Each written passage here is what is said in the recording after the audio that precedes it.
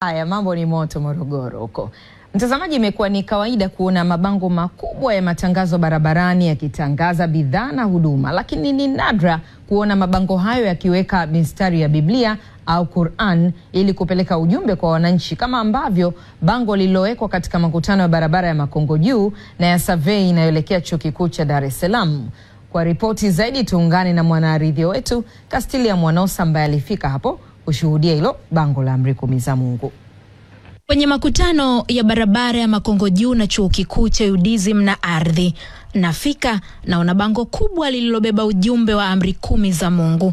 Si mimi tu, kila anayepita hapa, awe ndani ya gari, anatembea kwa miguu, yuko na bodaboda au na baiskeli, kwa ukubwa wa bango hili utasoma tu. Kwa sababu kule umehubiriwa usikii, lakini wameamua kuja kuweka jambo zuri kabisa hapo moja kwa moja. Hata hapo pia utakuwa uone shimoni pale wadumbukia mwenyewe. Sina Biblia, lakini nikitembea hivi, nikitoka huko nikitoka kule, naweza nikaona Amri 10 za Mungu nikazitii. Kuweka hili bango hapa, nahisi kama wanasisitiza watu wamrudie Mungu. Kuna wale walioliona bango hili tokea likisimikwa. Wakati nimeona liko linaanza kuwa constructed, nilikuwa natamani sana kujua ni nini ambacho kitawekwa kwenye bango kubwa kama hivyo. So nimekuja kupita na kuta Amri 10 za Mungu. I was so surprised because sikutegemea kukuta kitu kama hicho. Katoka nyumbani kwangu, okay, I'm going labda kuzini au kuiba.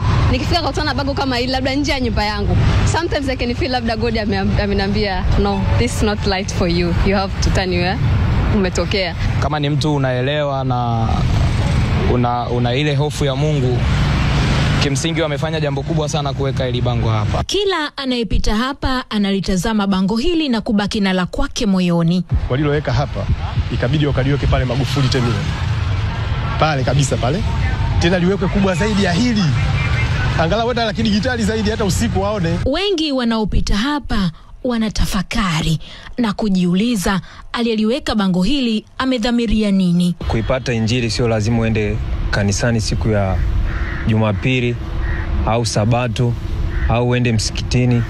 Kwa hiyo injili, mimi nikaona injili inaweza ikawa hata maeneo ya umma, ndio ikanipa msukumo wa kuipeleka pale, ili watu wakiwa wanapita wanakumbushwa. Hata kama mtu alikuwa na nia ya kwenda kufanya kitu kiovu siku hiyo, akiona pale kwa zile amri zilizopo, anaweza kuwa akaingiwa na hofu ya Mwenyezi Mungu. Kulikoni bango hili la Amri 10 za Mungu kuwa katika vyuo vya elimu ya juu, yani Chuo Kikuu cha Dar es Salaam na kile cha Ardhi?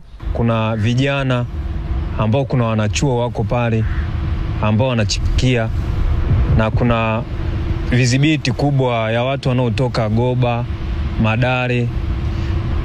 Kwa hiyo nikaona ni njia ambayo inaweza kafika ujumbe na watu wakapata, na wanachuo Ardhi na Mlimani, ikawa ni jambo jema. Kutoka kwenye vitabu vitakatifu vya Mungu hadi kwenye mabango, hii yote ni kuikumbusha jamii kuzishika Amri 10 za Mungu ili kuijenga jamii yenye hofu ya Mungu. Nikiripoti kutoka hapa jijini Dar es Salaam, mimi ni Castilia Mwanosa wa TBC.